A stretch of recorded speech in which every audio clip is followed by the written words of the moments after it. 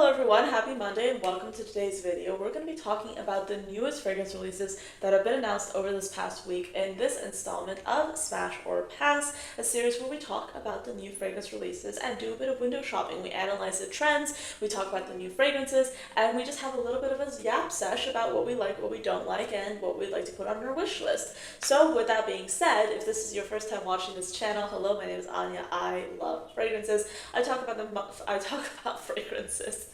I talk about fragrances 5 times a week, Monday through Friday. I also publish additional content on TikTok and Instagram under the username ANECHKAFRAGRANCES. And if you're interested in fragrance history, I have a podcast. It's called The Fragrance Report. I launch a new episode every Wednesday on Spotify and on YouTube. This week is interesting because we'll be talking about perfume advertising, specifically talking about perfume advertising from the early 20th century to today, analyzing common themes, how things have shifted throughout the decades, and also we'll be analyzing some of the most iconic advertising or ads, perfume ads, that we have seen so far. So if that's of interest to you, then check back here on Wednesday on Spotify or here on YouTube so you can watch and listen to the episode. Also, if you're someone that is trying to be a little bit more mindful with your fragrance consumption, I would highly suggest you download my fragrance collection log and expense tracker. Not only is it a budget tracker, but it also allows you to input the fragrances that you are already have in your collection, and it allows you to indicate whether it's a decant, sample, full size, and it allows you to put in all the notes. It's a very extensive spreadsheet that allows you to organize your fragrance collection in a way that's efficient, effective, and it basically lets you keep track of what you have. So if that's of interest to you, you can download it in my Stan store. I will say, I'm a little bit nervous about this video because when I tell you, there have been so many new releases. Like, it is absolutely insane the amount of new releases we have to talk about. So I'm not going to keep you waiting too long. Let's get started because I feel like the new releases have been ramping up because we're about to enter fall. The holidays are going to come up before we know it. I feel like that's why, but let me tell you, so much to talk about, so let's get into it. Alright, so the first release is something I actually saw on Instagram first, and I found it to be really intriguing. This is by the brand Juliette Has a Pew Pew. You guys know what I'm talking about. And this new fragrance is called Powder Love. It is supposed to combine modern femininity with a rebellious edge, this time focused on powdery gourmands. So, this for perfume will have top notes of cotton candy and marshmallow, a heart of orange blossom and sugared almond, and then a base of tonka bean and broxen and powdery musk. I will say, okay, I feel like we should give credit where credit is due. I feel like Monogatari over at Kayali is such a trendsetter because, like, this to me, like, it might not be intentional, I don't know, but I feel like this is so yum bougie marshmallow coated, even though the notes are completely different, but yes, there is this focus on marshmallow. I just feel like we should give credit where credit is due and acknowledge that Monogatari is truly a trailblazer. So there's that, but I feel like this is a kind of fragrance that I would be very interested in trying out. Do I necessarily need another marshmallow fragrance? Probably not. I feel like I'm already set with Sora Dora's Mallow. I really love that fragrance. It's kind of like an upscale marshmallow orange blossom perfume. And then I also just bought Al Rahab's Choco Musk Marshmallow, which is like super like strawberry marshmallow coated. So I feel like I'm all set, but am looking forward to testing this out because I feel like this could be exciting to try out. And I also love Broxen. I know that not everyone loves Broxen, but I personally do. Next up, we have a super exciting collaboration between one of my favorite content creators and one of my favorite brands. So this is Emma over at Perfumerism. She's collaborating with Commodity to release a limited edition fragrance that's inspired by the milk note, which if you watch Emma, you probably know this, but if you haven't, let me tell you, she has kind of become like one of the content creators that's like known for being on the hunt for like a perfect milk fragrance, and the fact that she's launching an electronic fragrance with Commodity is so chef's kiss perfect. And I will say, I've met her in person twice. One of the sweetest people. She is so kind, so gracious, very down to earth, will talk with anyone, and she literally is one of the most down to earth people, like individuals I have ever met in the industry so far. Like, she is so nice. She will make anyone feel comfortable, and I think that that's a quality that is very admirable, and she's just lovely. I absolutely love her. So I'm really happy that she's coming out with this launch. I'm so excited for her. So yes, this perfume has notes of fig milk, coconut milk, and almond blossom at the top, a mid of vanilla orchid, warm cotton, and magnolia, and then finally a note or a base of macadamia milk and sandalwood. This sounds absolutely lovely. I'm so excited for Emma. I think this is going to be a phenomenal release. Again, this is so in keeping with like what her preferences are, so this feels very natural to me. But yeah, I'm really excited for this release. I think this is great. So this is new from Commodity and Emma Milk Orchid. We then have a new launch by Orabella. This new perfume is going to be called Eternal Roots. Eternal Roots will have notes of lychee, bergamot, and pink pepper at the top, a mid of raspberry blossom, pink sugar, suede, and labdanum, and then a base of papyrus, vetiver, birch, smoke, and patchouli. So this is supposed to be a fragrance that explores the balance between strength and softness, designed to evoke the feeling of standing barefoot on solid ground, rooted, strong, yet full of light. Okie dokie, that sounds so great. So some of the key essential oils included in the fragrance include papyrus essential oil, which is supposed to be grounding and rich, bergamot essential oil, which is supposed to be uplifting and rich, and then a vetiver root essential oil, which is supposed to be centering and calm. Okay, so I will be trying this out. I will be testing this and I'll let you know what I think. Orabella's fragrances are usually in an oil form, so all the fragrances are in oil form, so that's why they have significant longevity. But they're not like super potent, so they have longevity, but they're not going to be overpowering. And my absolute favorite Orabella fragrance is, of course, Salted Muse. It's the one I own. I talk about it constantly. I also really love the ginger one they came out with recently, so I'm looking forward to smelling this. I'm curious to see how the suede note will manifest in an Orabella fragrance. I don't think I've seen them come out with a suede or leathery fragrance note before, but it is nice seeing that in this release, so I'm looking forward to testing this out. But I would say like my excitement meter for this is kind of like medium, okay? I'm not like super obsessed with this release, but I think it's because I'm a little bit biased seeing the lychee, but then again, I'm seeing suede, so I'm like, okay, we'll try this out. We'll see how it goes. I did see someone online, I forget where I saw this, but someone basically said it's as if they basically went into the Orabella lab and like just like put a bunch of different things together and like put what's trending like just into this big vat of perfume oil and just created this fragrance. I don't know how true that is, but I thought that was an interesting analogy that I want to share with you. This next one, oh my gosh, okay, I have thoughts. This is a new release by Lattafa. We have two. We have Eclaire Flankers, okay, Eclaire Pistache, okay, and Eclaire Banoffee. So let's talk about them. Eclaire Pistache has notes of pistachio cream and roast pistachio, a heart of coconut cacao and whipped cream, and then a base of vanilla, milk, and soft musk. Then Eclaire Banoffee has notes of banana cream and dolce de leche at the top, a mid of whipped cream and vanilla, and then a base of praline biscuit and musk. I have to say I could not be less interested in this release. I feel like, I mean, these are just like, you know, I hate the Eclaire packaging so much. I feel like I have to maybe, it would be interesting to do a video talking about the packaging or the bottle designs that I very much dislike, and Eclaire is up there. Eclaire is up there because it's just like hard plastic. It doesn't like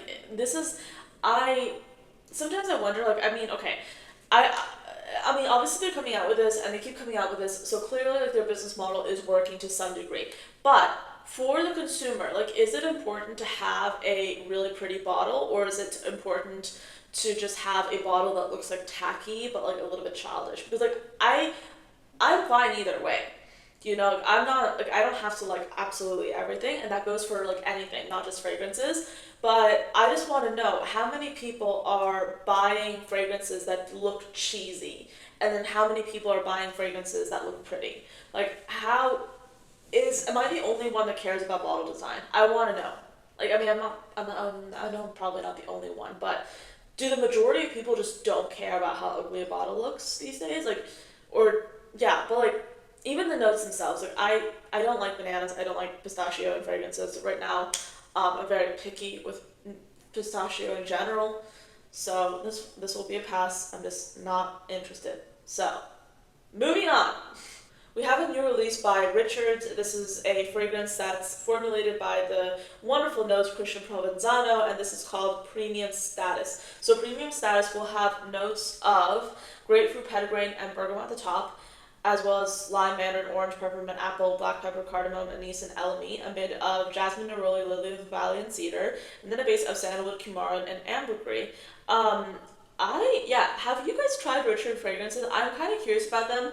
So basically, this will be an eau de parfum concentration, 100 milliliter sizing for $130. That is not bad. That is not bad at all. Like if this was like more expensive than like 150, I'd be like, oh. But like this is pretty affordable. Like I'll be interested to learn more about this brand and try them out because I keep seeing them, but I haven't actually tested them out yet. But I feel like this is a really fair pricing for what you get.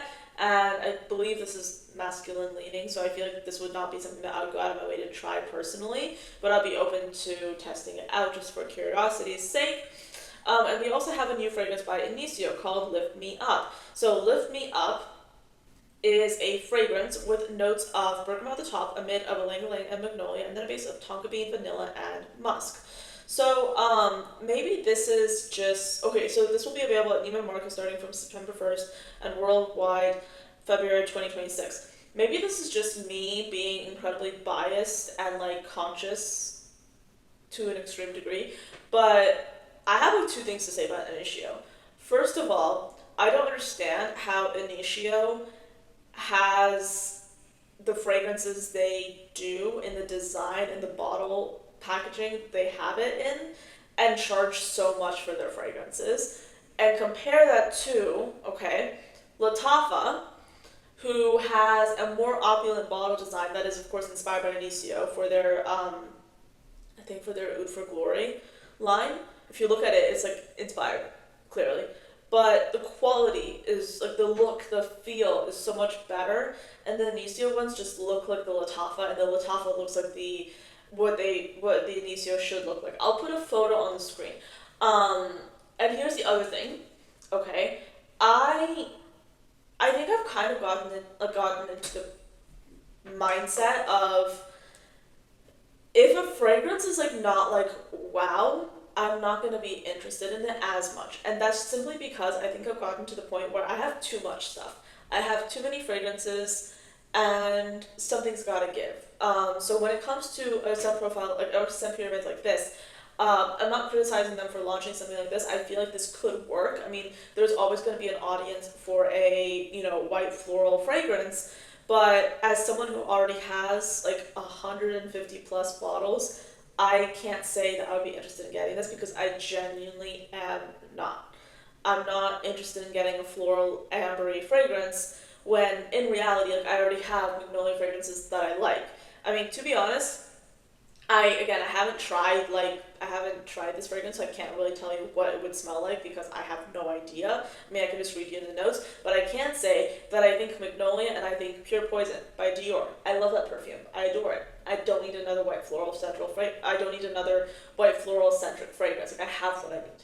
So I don't know about you, but I feel like I've been even more mindful with what comes into my collection, especially lately. I don't want to have like repetition that much in my collection anymore. Dolce & Gabbana is launching a few new things. So they're launching a devotion flanker called My Devotion. This will have notes of pear blossom, peony, and vanilla. Okay, so it looks like the plain light pink squarish bottle with the lid. So that's what it looks like. And then the next one, actually, I thought this was kind of cool, was the Devotion Sacred Heart. This is limited edition, and this is essentially going to include top notes of candied lemon, a mid of orange blossom panna cotta and rum, and then a base of vanilla. Yeah, this is just like the new reimagined version of like the Devotion, but like reimagined in the sense that it looks like the same fragrance, but they just put it in new packaging. I love this. I think this is so cool. If you're already a fan of Devotion, I feel like this would be perfect. Like, this is cool, it's different, it's slightly edgy, it's something that's collectible. I think this is a win. I actually think this is a more interesting launch than the new fragrance that they just launched, which is like that Devotion perfume that I just talked about, which is, when you look at them side by side, right, they're kind of like, you can see the difference. You can see like one is like looking a little bit more interesting than the other. But Yeah, I expect the limited edition hard one is probably more expensive to manufacture because I can tell you, like, I don't know too much about production, but I know enough to know that the first fragrance that we talked about from Dolce & Gabbana, that is not expensive to manufacture whatsoever. That is a cheap bottle design, which is fine, but it's not as exciting. Theodoros Kalotinis is creating a perfume called Milk and Sugar Please, collaborating with collaborating with Perfumeria.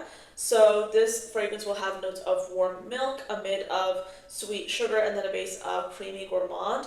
This does sound enticing. I feel like I need to catch up with Theodoros Kalotinis because they've come out with so many new fragrance releases that I literally have not tested yet.